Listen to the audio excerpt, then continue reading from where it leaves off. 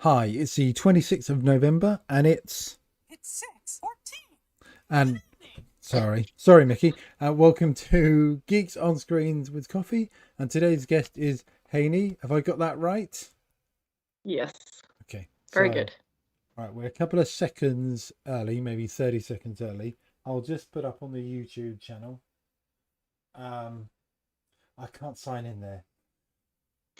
I locked myself out from LastPass. So, Oh no. I I'll be able to get back in, but it's only most of the passwords are in there. Most of them. That's always fun. Um, LastPass is great, but except when all your passwords are stuck in there. Yeah, exactly. Okay, so if we click on, should be able to do it from here. So, hi everyone, we should be live. Okay, that looks like it's gone. Okay, yeah. Yeah, So, welcome to Geeks on Screens with Coffee. And what are you thank you. drinking? I think it's the first question. I am drinking coffee, late night coffee this time. I know there's no such thing as late night coffee. All right, sorry. No, Should have done early evening. this. All right, there we go. Got to do all the proper prep. And there's your whiteboard with a very You're special missing one letter. Nen N-E-N. at the end. That's okay. All right, I've got. It's quite a long last name. I know. What did I miss that off the chat then? N-E-N. One N. At the end of the last name.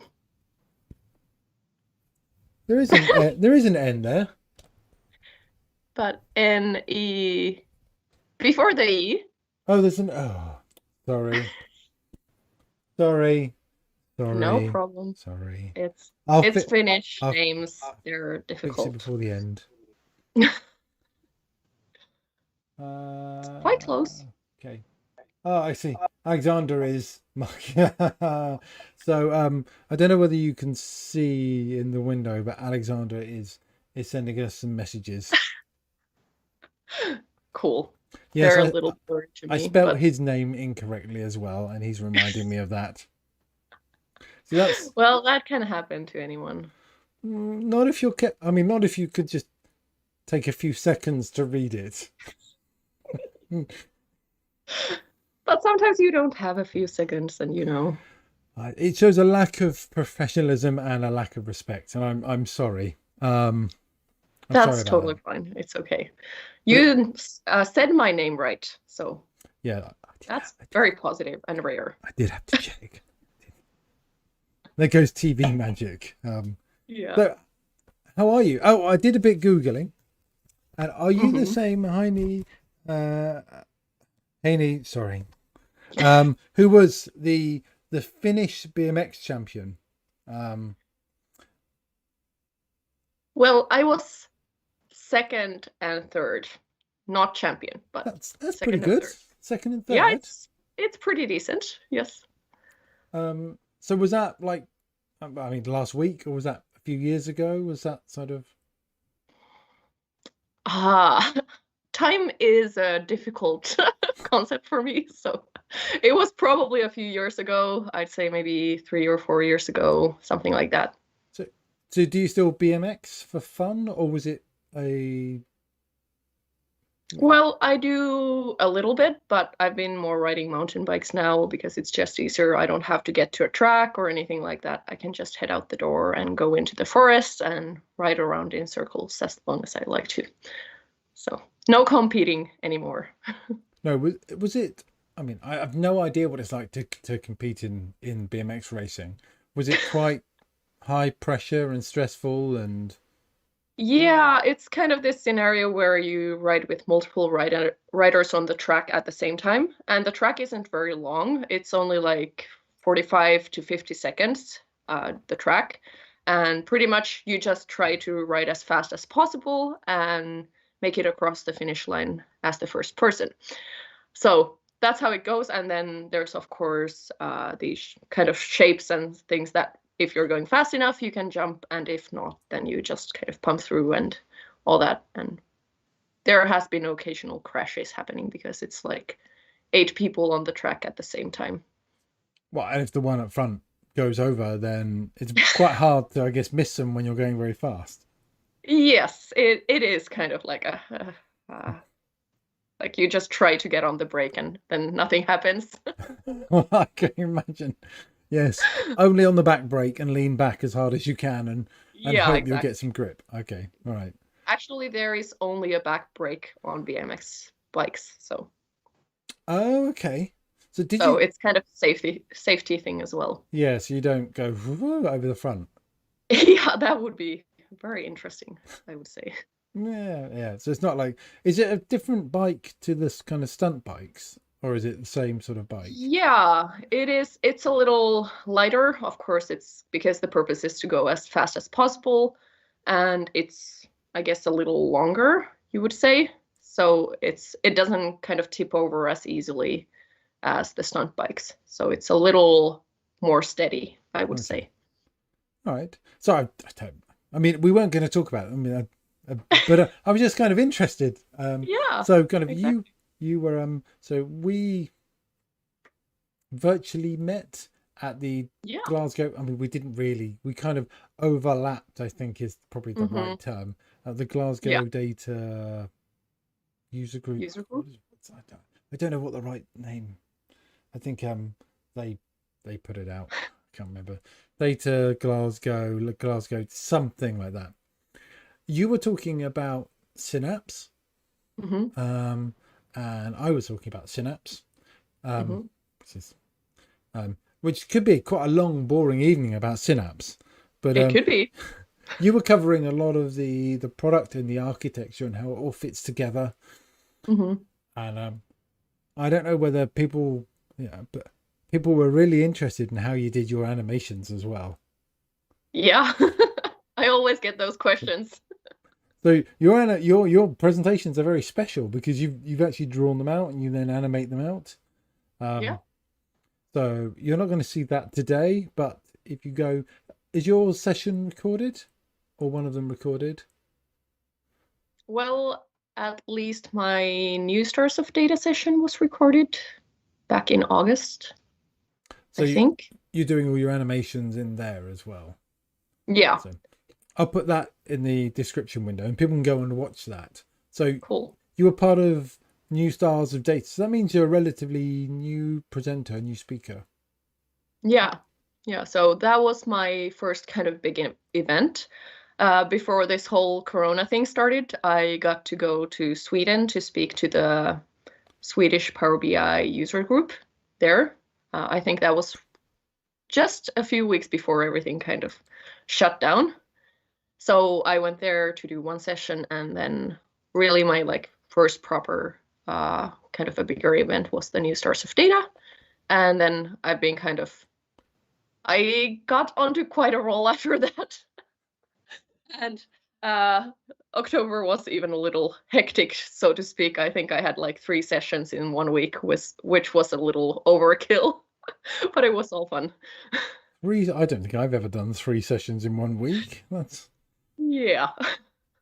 Is that, have you managed to do any in-person ones since the lockdown? Because No. no. So everything has been virtual, unfortunately. Even though I'm a Finn, I actually do prefer to speak to live people instead of, because I get this sense that I'm just like talking at my screen and talking to myself, and I'm like, I hope somebody's there. Well, I see there are people on the call and everything, but it's a little bit of a strange feeling doing those online. Well, yeah, I don't think people are. I think online presentations were generally quite rare, and Yeah. only a few people seem to do them because people, if you have a user group, normally you try and get the speakers there in person because you've got your guests, your attendees, not guests. a silly word. Your attendees there, they've traveled there from work and they come there, have some Yeah, pizza or some food, and then you can actually exactly. see and have the presenter there. And it's much nicer, I think, as a Hmm. presenter, because you can see the audience, It you get the is. feedback. But so Yeah. if you've only done really one, so have you been presenting for work? Because obviously it can't be your first presentation. Well, no, it wasn't. So I actually studied mathematics in university. So I did not study anything in regards to IT. And then I kind of, after I graduated, I jumped over to the IT world, but I was studying to become a math teacher. And that's kind of the credentials I have. And I did a lot of math teaching while I was studying. So I have quite an extensive teacher background actually, and have that training of how to do teaching. So So what range of ages then were you teaching? both like middle school and high school as well. So So what, from both. 11, 12 years Yeah, plus? to 18, yeah. Once they get out of like high school, yeah. Oh God, that must, I mean, there's, it I must know be what you're very tough. thinking. Well, you know, if you're presenting to adults, there's generally, and only generally, because some people, they want to be there. Yeah, Some people don't really want to be there. They just say because their work sent them, but that's fine. yeah, They can sleep. But generally, people want to be there and they want to listen. exactly. But but kids, I mean, that's just. I mean, it's like, why? So what Was that was a question? what was? Yeah, it's not really a question, is it? Why? So what was pushing that? Was that your love of math, or was that your love of teaching?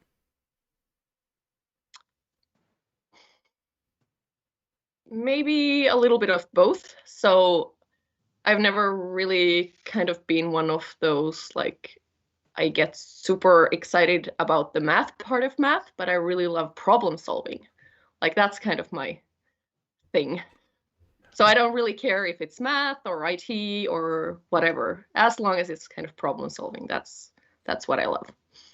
Okay, all right. Well, that makes a lot of sense because Yeah, that's, I mean, that's all the good IT is abstract exactly. problem solving, and then it's. Yeah. So what pushed you then from teaching? Then was that just awful children just shouting, and or Well, was I it? actually think that the children are okay, and like if you lay them some boundaries, they start behaving at some point once they got to get to know you. At least for the most part, there's always exceptions and interesting things happening. Um, but for me, it was, I guess, just I guess I wanted to challenge myself a little more in regards to kind of the problem solving part, I guess. And I do still really like the instructing part and sharing my knowledge and all that. And I do trainings as well, even now in my work. And it's kind of that part, but it's, yeah, I guess I wanted to do something else. And then I did my master's thesis on elliptic curve cryptography, which was a little bit towards IT.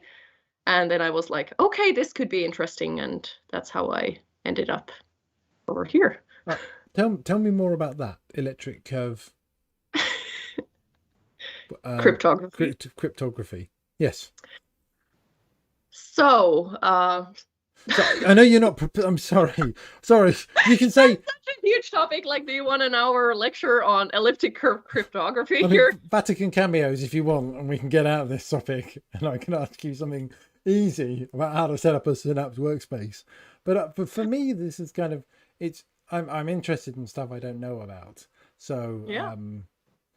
you know, I was talking to someone who did a little while ago worked at CERN. They did some work at Hmm. CERN, and I was just like, tell me about that. I mean, I won't understand it all, but Hmm. and I won't remember it, but it's great. I mean, not to being a smart person, Hmm. I appreciate talking to smart people.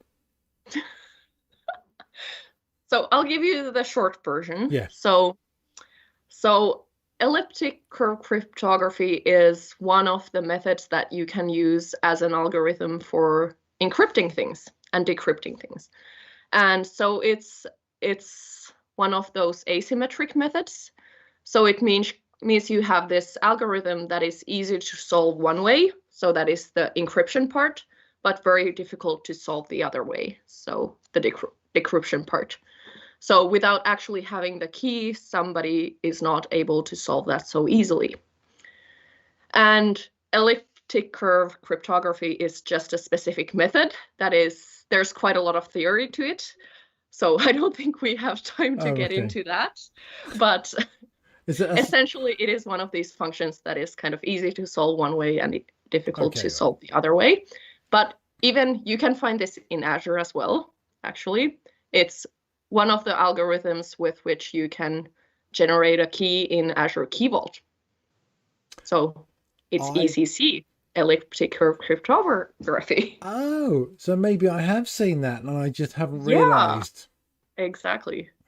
You see, every day I learn something new.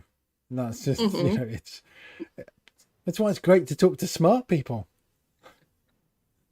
Yeah. But that was a lovely segue. So, you were presenting on Azure Synapse, which is, you know, well, I know what I think it is, but and I spent a lot of time talking to customers about it and playing with it. And it's not true. I don't spend my entire day playing with it. It would be wonderful if you could. Yeah, it would be. But it's going through an exciting time at the moment because there's lots of new features just appearing. And you're sort of just discovering it, as we did yesterday. I think, you know, source control, which is just that bing disappears.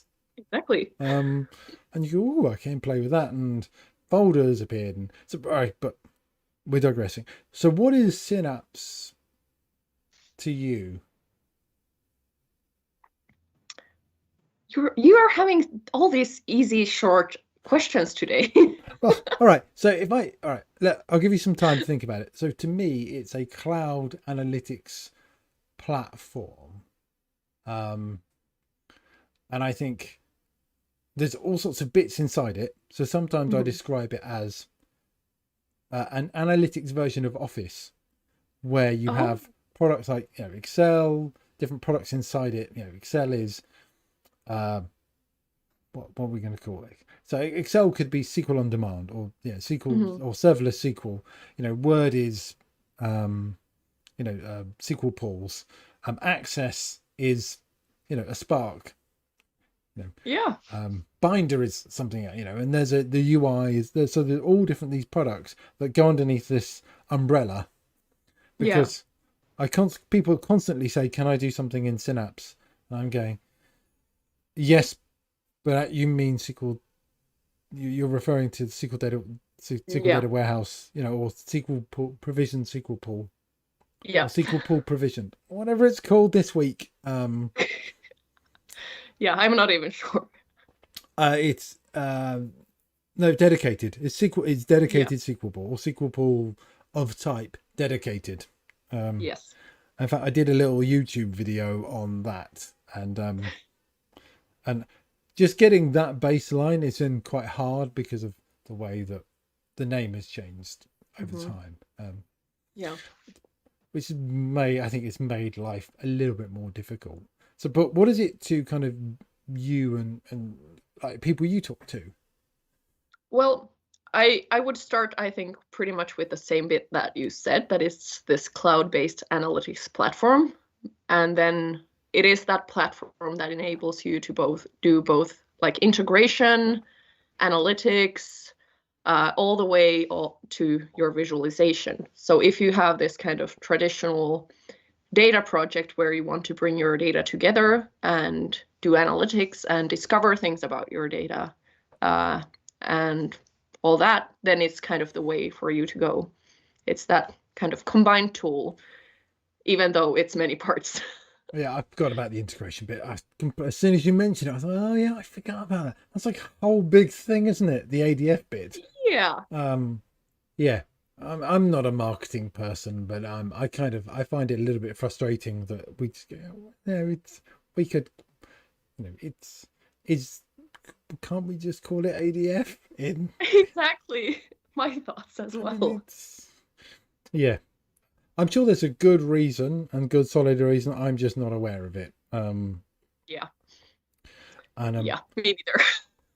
so one of the things is, I do work for Microsoft, but you see that it's involving so many different areas that Hmm. I'm familiar with, like one team, the warehouse team, Hmm. and kind of what they're doing, but the other teams I don't really know. So I just see stuff appear in the same way everyone else Oh, does. yeah.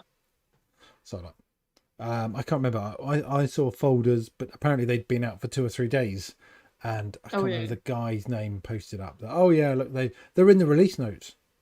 Yeah. We've got release notes. Oh, we've got release notes. Oh yeah, okay. God, I should be checking the release notes. Every day.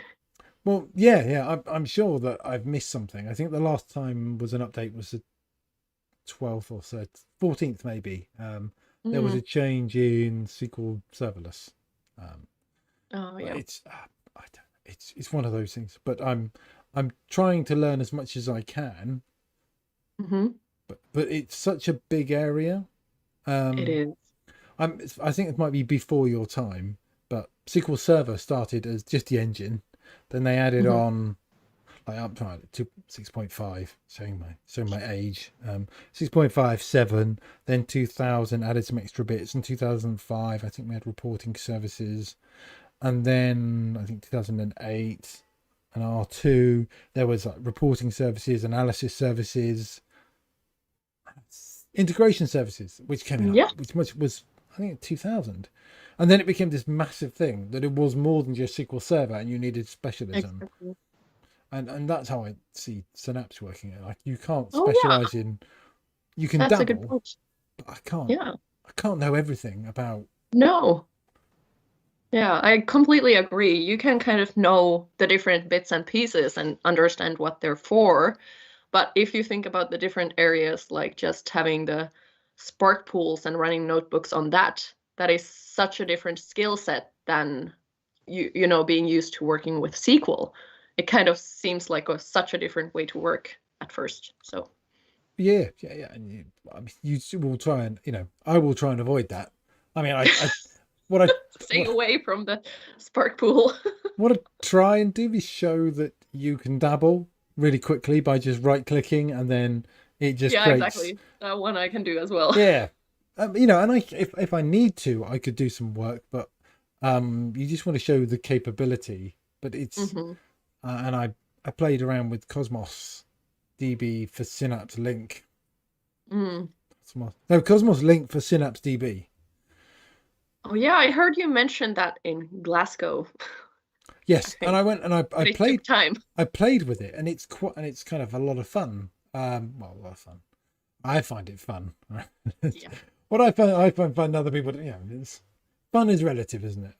it is. It is. But it's I really agree. easy to set up. And I don't play with Cosmos, but I can say, right, if I need to set it up, I just need to turn this on here, turn this on here, and it does all the moving of data and effectively ETLing and stuff. So you don't have to. Yeah. So anything that saves me time and effort, I really like. Yeah, exactly. So which bits? So do you special? Because you were talking about security and roles and stuff, and that stuff that I try to avoid because if I can push that off to someone else, I will do. So which bit do you work on the most, or do you kind of know the most about, or play with the most? Well, like I have this approach, kind of this architecture approach to most things. So, as you said, I was talking about the security and things like that.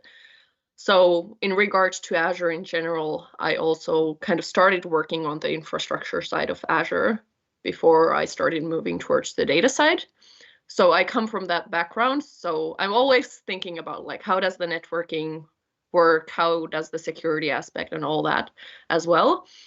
Um, in regards to what I work with most, it's probably actually the pipeline side and the SQL side, mainly like the SQL pool, not so much the old data warehouse side. Just because if you think about Finland, not all companies are so big, and the SQL provisioned or whatever it was this week, it kind of is one of those like it's a bit expensive for most companies if they're just thinking about how do I start using this. Okay. I always try and combat that with, yes, it can be expensive, but I was doing some tests and I haven't finished them, but if you spin up the cheapest SQL pool, it can ingest a 700 meg file in just over a minute. And that's just the cheapest thing. And so if you go exactly. if you go to one whole server, that's 1/20th of the server. It's down to quite a lot less. And I was importing like, I don't know, 7 gig in a minute on a slightly larger, on one machine. If I just had one machine, it took over a minute. So I wanted to compare that with how quick it was on the serverless.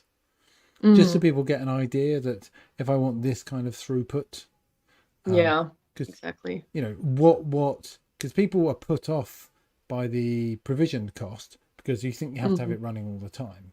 Exactly. But you don't need to have it running all the time. You just need to have it running when you need it. So exactly. What if you could just pull data in, put it in there as a staging place, pull it out into Power BI or whatever? Yeah. Then is that cheaper than you just going directly to the file by serverless? I don't know. It can. I don't think it's going to be at least much more expensive.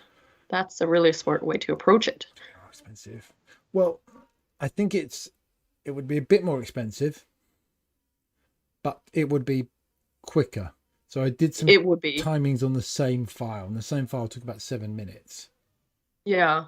I think so too. It would be much faster, actually.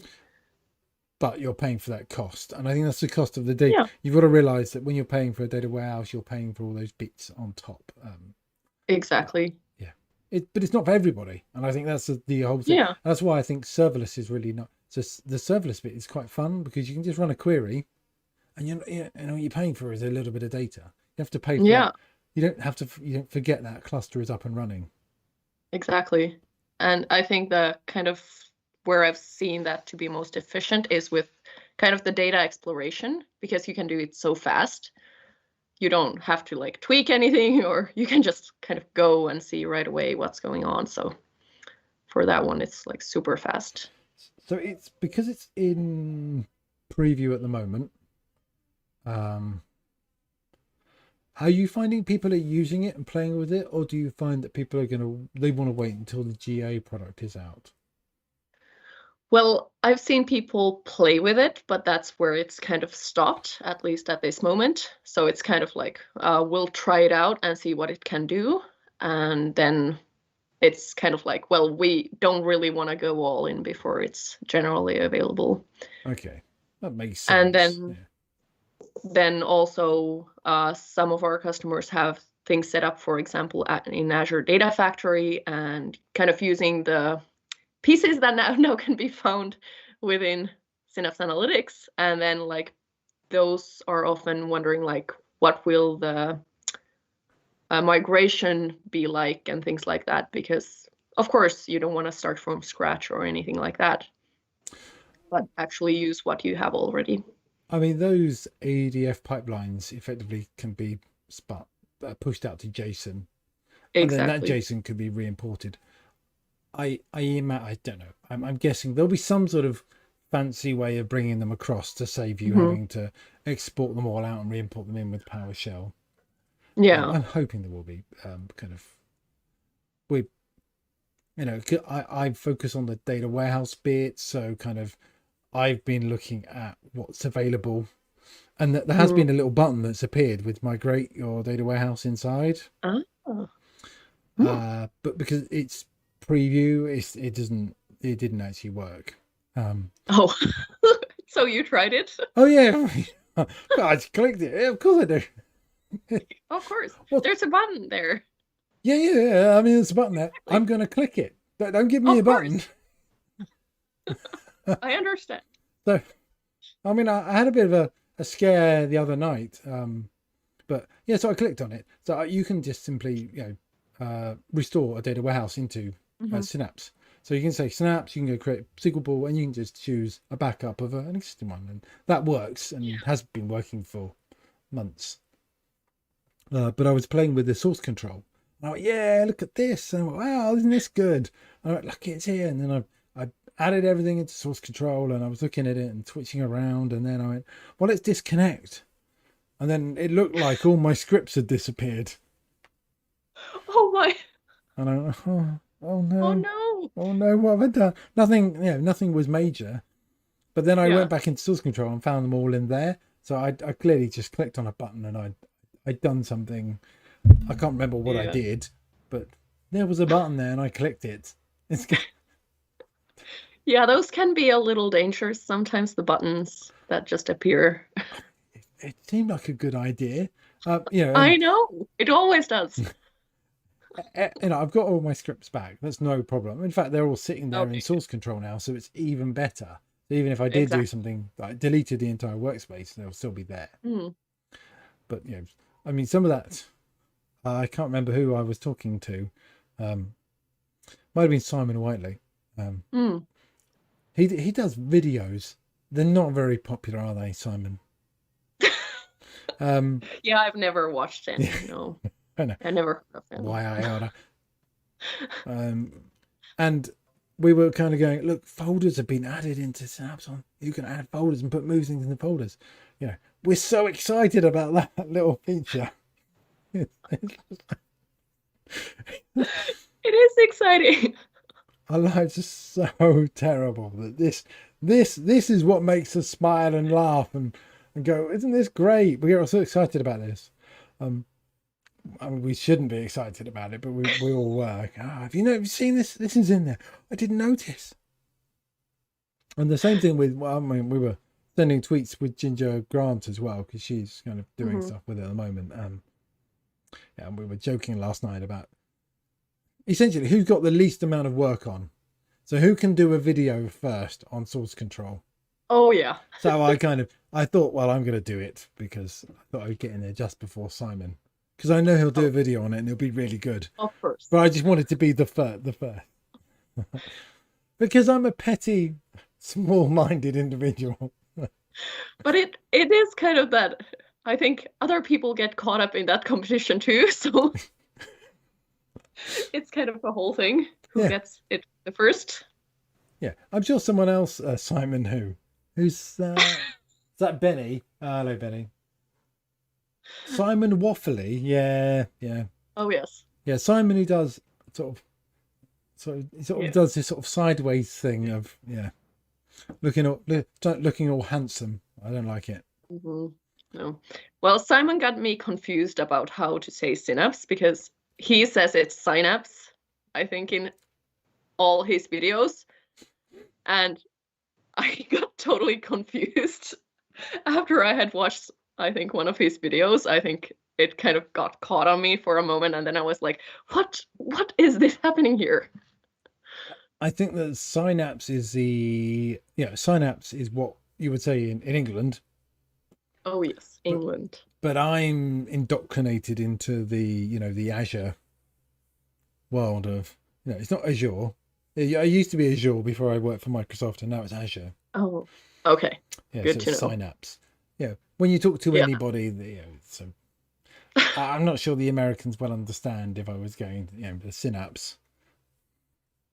Yeah. But yeah. Simon confuses people in general. Oh yes. I mean, who would leave their wife behind standing on a station and get on a train without them? Twice. He's a terrible human being. What? Really? Do you not? I mean, so two things shock me. One is you're shocked. Two is you don't watch the videos, but we talk about it, that he was He was going over to do a sequel Saturday. The flight arrived in late. They were running across to get a train. He gets through the barrier. His wife is with him. He gets on the train, turns round, the door's shut, and his wife is on the platform as the train then leaves. Oh no, that's bad. Well, I mean, that's an accident. It is.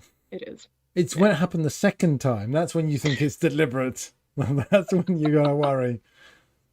Yeah, exactly. That's when the divorce papers start coming in. I mean, the first time isn't funny either, but you go, no, accidents happen. Exactly. Yeah, that's understandable. So, is it worth mentioning the event? You know, there's an event on the 3rd of December. Oh, yes. Data event. I might put the link in. There might be some interesting things announced there. I can't. Yeah, there's been so much mumbling about that event. Not entirely sure what's going to happen, but there's been like whispering. Yeah, I don't know. It's I won't know till I think no, I don't know. It's quite funny. You know, you don't get access to everything. You know, I've heard a few rumblings that certain things, a couple of things might be in it announced, or some information, and then, but what really gets announced, you don't really know till it sort of happens, or I think maybe the day before there might be some field announcements or something. But yeah, I'm looking forward to it. Yeah, me too. Yeah, we've seen announcements. And gone, really? Well, so Synapse Link, when that was announced, everyone in the team went, yeah, okay, whatever that is. It's Synapse Link for Cosmos. Okay, it's got nothing to do with the data warehouse. Oh, wait a minute. We should be interested. Oh, I know. Okay, we'll go have a look. Because it wasn't highlighted that we should be kind of, it just sounded like another product being announced. And yeah. If you don't know what it does, then you don't know why you should be interested. Exactly. Yeah. So, no, we don't know that. Some things are very, very hush hush. Yeah, no, yeah. Such a bummer. Well, even the whole Synapse thing was, we didn't find out, the Synapse workspace and all that stuff. We didn't know till very, very close to the launch. People work on this stuff for months and no one knows it's happening. No one knows what's going on. You know, teams, it's all very quiet internally. So no one talks about, no one's allowed to talk about it internally, let alone externally. It's all kind of interesting. It is. But there could be all sorts of other things happening. Yeah. And there probably are. There's so much going on. There is. Yes. It sounds like I'm trying to avoid saying something. I don't know what's happening. I think that's the clue. I think that's what's really I'm saying. So, maybe eventually you'll just accidentally slip something. We keep going in circles. I don't have anything to give out. But sometimes people feel that I'm hiding something. No, I'm clueless. Absolutely clueless. But I'll talk to you. You're one of those. I'll talk to you after the recording. It'll be fine. I'll tell you what I know. Exactly. I did ask, how long have you been working with kind of in the IT area? So I've now been around for 4.5 years, about. And so what pushed the move from infrastructure over to? Well, there's kind of how I ended up even coming to the IT world. I got this junior position at Atea, where I work at currently. And then I think my video stopped working. Do you want me to try and reconnect? Do you want to turn the video off and on again? Yeah, let's see what's happening. Nice expression I have there. That's always fun. It never finishes. There you are, that's back. It never finishes on a good picture. That works. Yeah. That's always when the video stops, when you have the best expression. So I was getting to somewhere here. So I started in a junior position with the company I work with now, Atea Finland, and it is kind of traditionally has been a more infrastructure house in general. So I started working in kind of these architecture projects, like full IT architecture projects as kind of a sidekick to one of our senior architects. And then I kind of started moving to the cloud world. And since we were doing more infrastructure stuff at that point, it was kind of natural to do more things on the infrastructure side. And then on the past years, we've been kind of spreading to the data world. And with that, I kind of find some more connections with the mathematics side that I've been I have my background in, and kind of that. Then it kind of naturally just started floating towards data stuff. So you don't do you work purely in Azure, or do you work across AWS and Google and other clouds? Well, I mainly work with Azure. Occasionally, I do a little bit on both of those, but I do mainly focus on Azure. I kind of know the kind of how they relate to Azure, so what are kind of the corresponding services and things like that, but not so much actual implementation. A little on the infrastructure side back in the day, but now with data things, it's mainly Azure. And someone else can worry about the implementation. Exactly. You architect it, and someone else can implement. That's the joy of architecting, right? Exactly. You just draw something nice and then somebody comes in. Yeah, that doesn't happen. It's kind of all the steps. Draw it, do it, implement it. Yeah. No. In the real world. Yeah, I haven't really noticed, in my world, you can have the title architect. It just means that, well, you're just expected to do everything, but you did everything before. Exactly. Depending on the size of the company, you might be the only person designing, building, writing, testing that bit of software. But you weren't called an architect, but you were being an architect. It just exactly. It took a few years to get that job title. I think that's the main thing I've noticed. Exactly. That's the same in Finland. Yeah, it is. It is. That's how I feel as well. I actually did get my title recently changed from consultant to architect, so that's very exciting. It's good for your CV, if that's exactly. And then I'm still doing the same stuff, so I'm not sure what changed. Well, hopefully your pay, but that's a different. We don't need to. We can Vatican cameo that. We can leave that out. So, what is your favorite cheese? Oh, here's this question. What if I don't want to talk about this? I mean, if you find it a problem, we can avoid it. We can just go around. No. We could go food. Well, I do like brie a lot. Is there a Finnish cheese, like one that's made in? We have aurajuusto, so this is like a blue. What is it even in English? A blue cheese. If I translate it directly, it translates to blue mold cheese. But what? Yes, yeah, exactly. Yeah, I mean we just call it blue cheese, but yes. Yeah. Oh yeah, blue cheese. Yeah. Yeah, they leave the word mold off because yeah, exactly. Sounds a little too disgusting with it. yeah, sort of rancid milk with blue mold people don't find that appetizing for some reason. I don't know what that is. We actually have the mold in the word sinihomejuusto, so we have blue mold cheese if you translate it directly. I think that makes much more sense. It does.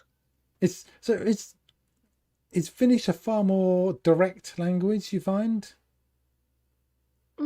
Maybe a little bit. I've actually never thought about it that way, but yeah, we like people to be honest and direct, and just don't try to hide something.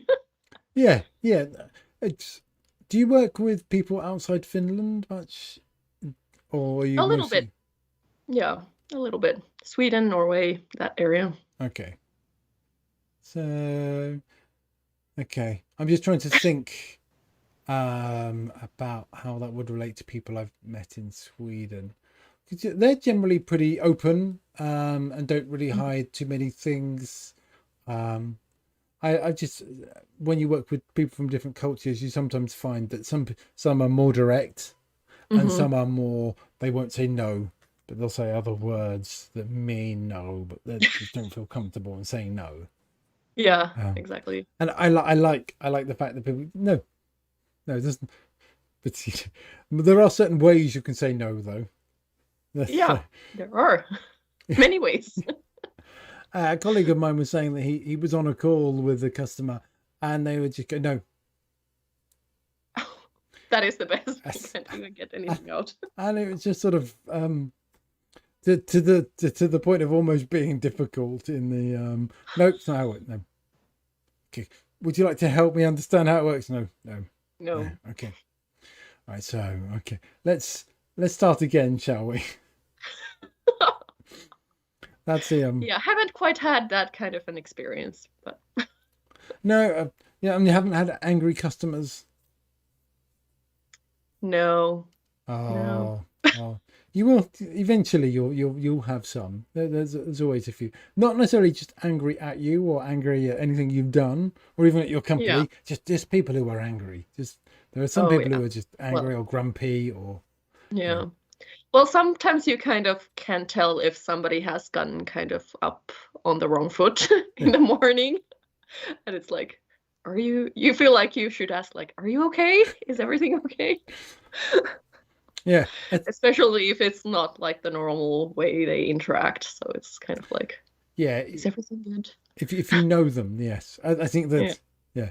If we were in person, you could go up to them and say, do you need a hug? Oh, That's what it's good. good to know. But that's kind of, it's not something we can do remotely. Virtual hugs Not are not exactly. quite the same. Maybe No. do you fancy taking a break? Maybe 5-10 minutes. Just chill out, relax, go get a coffee, deep breath. It will Exactly. be fine. You know, Yeah. we we'll get there in the end. Whatever's going wrong, we will sort it out. It's Exactly. Yeah. it's it's sometimes hard, I guess, if you've got lots of pressure and stuff to think like that. But Yeah. Exactly. we have been talking for quite a while now, Oh, and we have. yeah, well, so the problem Oh, is that time goes really quickly. So it does. I have to wrap up conversations, and I don't like that because you sort of No. go, we could talk for hours. Exactly. So, but we're not going to. Well, we probably will. Oh, So I do this thing of saying, we'll do two more questions, and then we have like 7 or 8. okay. Yeah, But that's the usual. yeah, no, it's quite normal. I do this to try and begin the wrap up process. Hmm. So this is a comedian in the UK. He has a book. It has 1001 questions in it, and then Emergency questions. yes. So the So when idea you are in the middle of a bunch of fins and nobody's saying anything, you can bring out emergency questions to get people to talk. exactly, yes, yeah. Okay. That is Perfect. that's a perfect use.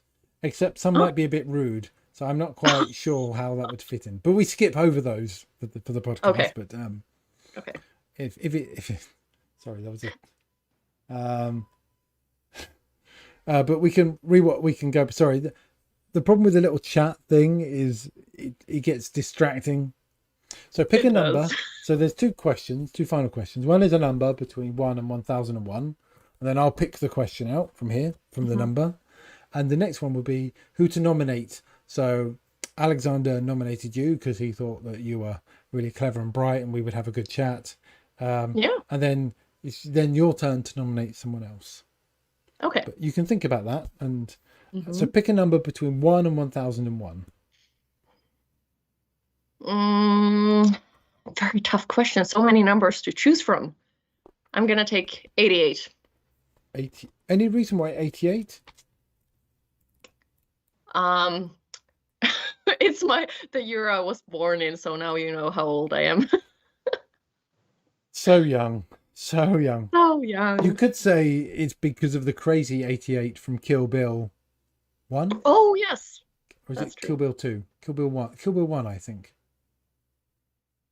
Yeah. So who I was I was talking to a JP Hmm.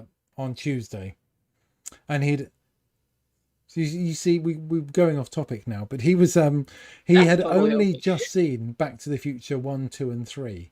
He'd never Yeah. seen them. What? Yeah, so he'd only just seen them like a few weeks before. Um, That happens. it's very, very strange. Okay. If so I've got to read the question and see if it's rude first. So bit of dead air. Okay.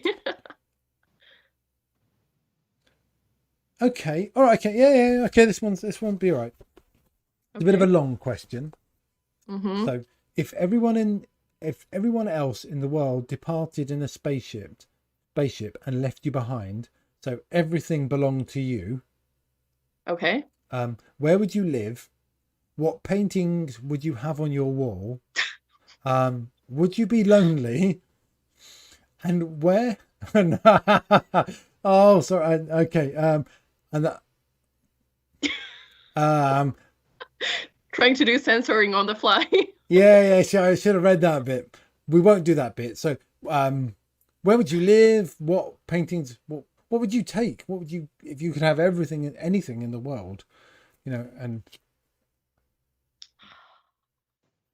Well, it's kind of like if there's no people, then it's slightly insignificant where you live, well, in my opinion. you could, well, I mean, you could live in a big mansion. You could live in a tiny, in a, in a hut where it's snowy. You could go somewhere hot, cold. You could go to Elvis's mansion in Graceland. You could live in Buckingham Palace.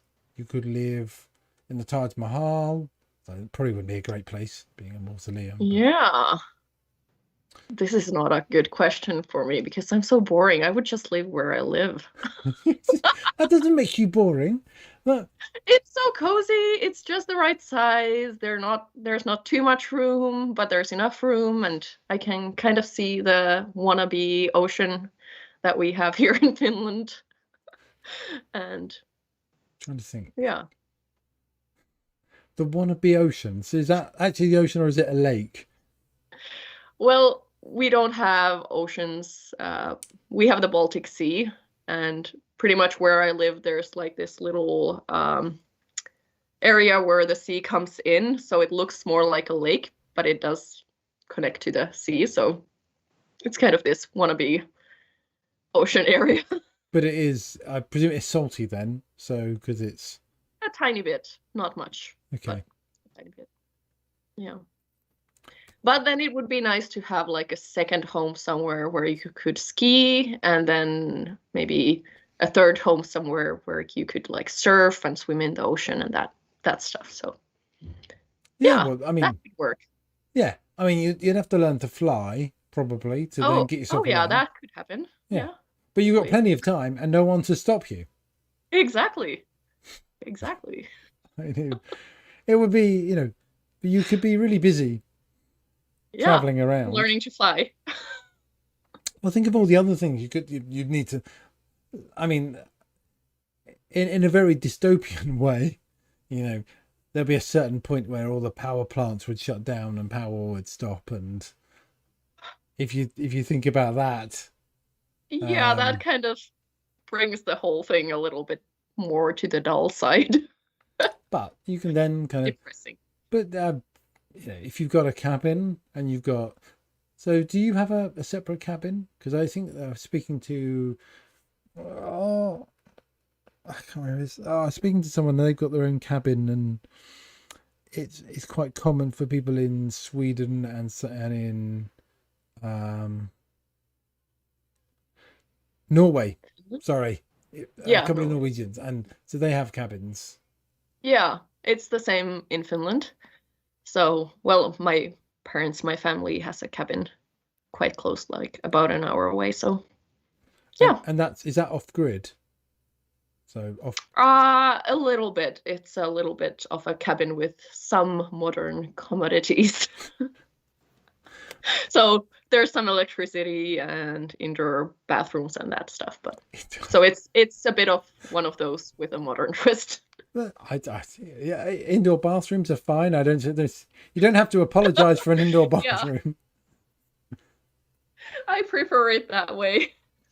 I could. In the UK, I mean, it can't have been more than what 40 years ago before bathrooms were indoors, because Yeah. people thought it's not great to do that indoors, do that business indoors. But I can imagine it's not particularly pleasurable to go out in the wind and the rain and cold and dark, just if you need to go to the loo. Yeah, exactly. But there's certain practicality, more space in the house. Yeah, that's true. You don't need that plumbing, risk of flooding, etc. All the other things that go Yeah. wrong. Yeah, that's a good point. It's not a very. It's a terrible point. No. No. Still, cold and outside and all that. Like right now, it's so rainy and dark. It's like I wouldn't want to go out there. No. Well, yes. No, neither do I. No, I'm staying in. I have to go out to walk the dog, but apart from that, if I don't have to go out to walk the dog, then we do have a treadmill in the house, and it has occurred to me that I could just put the lead up, or maybe some food, a bowl of food in front of the treadmill, and just get the dog to walk on it to exercise. Is that wrong? I would love to see that. Am I a terrible person? Well, occasionally that would make sense. Right, so But there's the point that you could get fresh air with a dog that is positive, I think, maybe. yeah, there probably are some benefits, Mm-hmm. but not when it's all rainy and mucky in your feet and you tread in puddles. And I understand that part very well. Have some personal experience. yeah, I do need some Wellington boots, but that's a different story. I should get some. I shouldn't put it off. So you see, we started on one avenue, we went down a road, and now we're going to reverse and we're going to pull back. Yeah, exactly. Who do you think would be a nice person for me to talk to? Or we can take it offline if you can't think of anyone right now. Well, I think there were a whole lot of cool new speakers at New Stars of Data. Ooh. So I think you should have one of them. Okay. Who was your favorite? That is an awful question to ask. I can ask it. It would be awful to answer it, though. Exactly. I'm going to be very politically correct that there were so many good ones that I cannot choose. What we can do is try and connect up. I can try and connect up with. If you can help me, I'll try and connect up with one or two of them. Yeah, if you've got the contact details. I just find it strange to just approach random people who've no idea who I am or why I'm approaching them. Like it feels a little bit awkward. That's all. Yeah, I can imagine. Yeah, so it was quite nice the fact that we were both presenting at a user group. Yeah. That you realised that I wasn't some sort of crazy person. Yeah, otherwise I would have thought that as the first thing. Yeah, thank you. Just confirming what I thought. Not really, but you say, yeah, you say that now. You exactly. Nothing bad happened. Geeks on Scream to Coffee. I have no idea what it is. Why is he inviting me? I don't know. Yeah. I mean, there's only like 52 other episodes you could have watched, and exactly. I didn't put you on the spot and ask you what your favorite episode was. I know. I could have. Well, I did watch some because I was interested about what kind of stuff you would talk about. So who did you watch? I watched, of course, a bit of Alexander since he nominated me. I had to watch a bit of that. Yeah. And then I watched Simon. Okay. Which one? Because I've had Simon on a few times. I think it was this season. Okay. And I was waiting for the name anagram thingy. Was that just for Simon? Yes, it was. Sorry. Oh, you made me feel like a terrible human being. That was not my intention. No, clearly it was. It was so because I had some time, because I had some time to play and plan, and I thought, oh, all I'll do, and I had the week off work, So Mm-hmm. I had that Oh week yeah, off. that helps. So I had some time, and I thought, I know, I'll do something different. So I threw a few random things in, like the anagram. I even Mm-hmm. had the sponsored by section. Well, Oh I yeah. I dropped that. I think this week. That's okay. Um, find it. Uh, I'm barely using the sound effects. Um, Yeah. you know, um, and I think this week we would have been sponsored by. Sorry, I need my glasses. But a bit rubbish to do this at the end. Potassium. Oh, nice. Yeah, because I was doing kind of to fake sponsor. Oh, you're actually doing a Yeah, research art. yeah. So we had hydrogen, and then we had I can't remember who we had next, but we had a couple of elements. Okay. I thought I could tick them off as we went through, but I gave up because honestly, it takes so long to do the letters. I mean, it just I mean, not so long, but it takes like because they're all scrambled up when I Yeah. get them out onto the desk, and then I'm going, and then oh, I've only got 3 eyes or 2 eyes. I'm gonna have to use L's now. Oh, and then Yeah. yeah. I mean, I understand. sorry, but yes, that wasn't deliberate. That was just I think Simon was the only one who got an anagram. Yeah. And if you didn't see Alex Whittle's because he got some extra animations. Wow. But he did buy me a hat for my birthday, so I did something a little bit Okay. special for him. So it just need to buy you something, then you get some. yes, yes. You do, yeah. Or Okay. we just Good to need to know. do it around holiday when I've got time off work and I'm just Mhm. sitting in my underpants doing nothing, trying to think of what to do, or buy me something. Either works. All right. Useful information Too for much. everyone.